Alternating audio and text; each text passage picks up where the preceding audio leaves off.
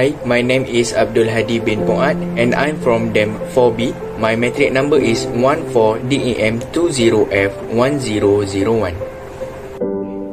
Assalamualaikum warahmatullahi wabarakatuh. My name is Muhammad SYAHMI AIMAN and my matrix number is 14DEM20F1017. Hi, my name is Muhammad SYAFIQ bin SHAMSUL and my card metric number is 14DM20F1009. Now, for the first slide, I will pass to Muhammad SYAHMI AIMAN. So firstly, I'm gonna explain about background of this construction.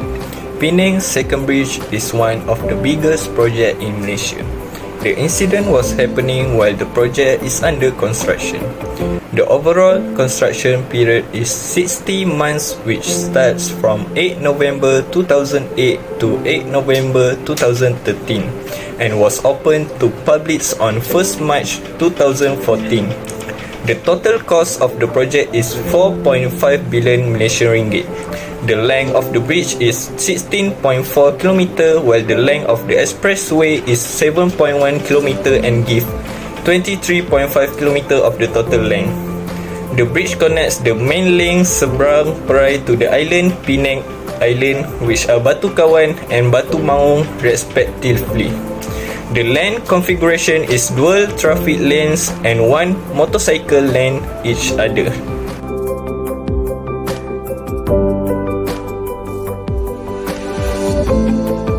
The bridge, which had been scheduled to be officially opened in September, connects Batu Muang and Batu Kawan. A section of the structure fell onto the Penang Expressway at about 7 p.m. as vehicles were passing underneath. The section that collapsed is part of a flyover connecting the expressway to the bridge. One car was buried under the debris. Another car managed to stop 2 meters from the collapse. 4 victims in the buried car were feared dead.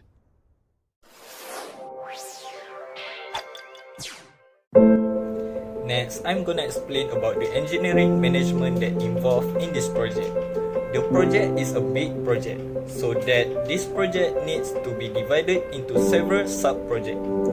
The division of the project and each sub-project were handled by different contractor or company.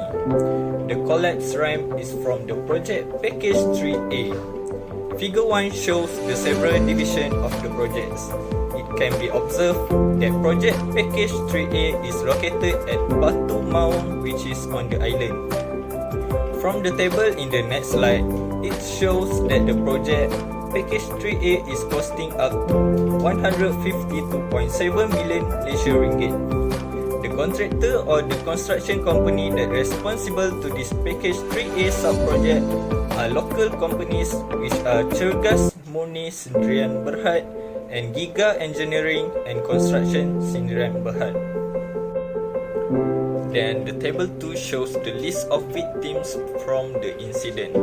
The incident caused the death of 1 civilian and injured 2 others, 4 which is 2 civilian and 2 workers which is from Indonesia and Myanmar.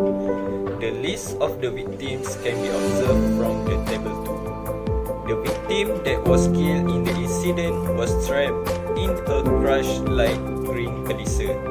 Figure 2 and Figure 3 shows the photo, the light green Kelisa and the collapse ramp respectively. In order to set free the victims, 4 hydraulic jets are being installed to lift the debris and rubble of the collapse ramp. The injured victims were hurt by the falling concrete and steel girders when the interchange ramp collapsed. So next, I will explain about professional bodies engineering. The incidents likely caused are being explored from a variety of angles. The first is from the Board of Engineers Malaysia (BEM) and Occupational Safety and Health Act (OSHA), Code of Conduct (OSHA). The second comes from the project designation. The third is related to management, while the fourth is related to nature. According to the Department of Occupational Safety and Health, the contractor engaged in procedural and technical negligence. The contractors failed to register their workers with the Construction Industry Development Board, which is CIDB. During the initial examination, it was discovered that some of the workers on the package 3A construction site were not registered with the board. Workers on construction sites must hold industrial personnel registration card or green cards to prove that they are registered with the CIDB. According to the CIDB Malaysian Act 1994, Act 520. Now, I will present about the sustainability and green engineering. For the first point, the designation of project. Why the designation of project is the first point? Penang Dosh, director by his team, found that failure of the formwork support was the cause of the collapse of the ramp. Before start a certain project, the designation of the project must have been approved by the responsible engineer. According to the Act, contractor or workers needs to follow the exact design and any change need to be approved by the engineer of the designer. Because every parameter or calculation in the designation were designed to achieve the maximum quality of the project. The second point of sustainability and green engineering is a weak risk management. The risk management of a project must be scrutinized to prevent the unwanted incident. This is because it is involved the life of road user. Every construction project must take into account and study in-depth risk management involving public, workers, and project. Three main items which should be scrutinized deeply when implementing any construction project are technical aspect, environment aspect, and risk management aspect. Point of sustainability and green engineering is the poor drainage system at the construction. Weather and soil condition factor is also another cause that has led to the incident. Land filling works have raised the height of the surrounding areas by about 2 or 3 meters. The land where the collapse occurred is still at its yearly level. This has created a water retention pond of about 1 acre in size.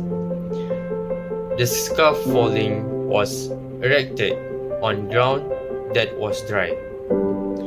Rain had turned the low-lying ground into a water retention pond as there is no drainage to quickly remove rainwater from the area. There are 3 outcomes of accident. First, loss of productivity. Second, delay the time. And third, mentally traumatized. So now, I will pass for the next slide for explanation conclusion.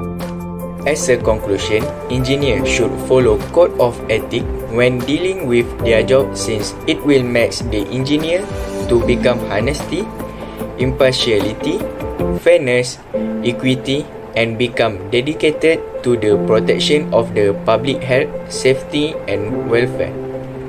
Engineers also should follow all the procedures that have been decided throughout completing their job.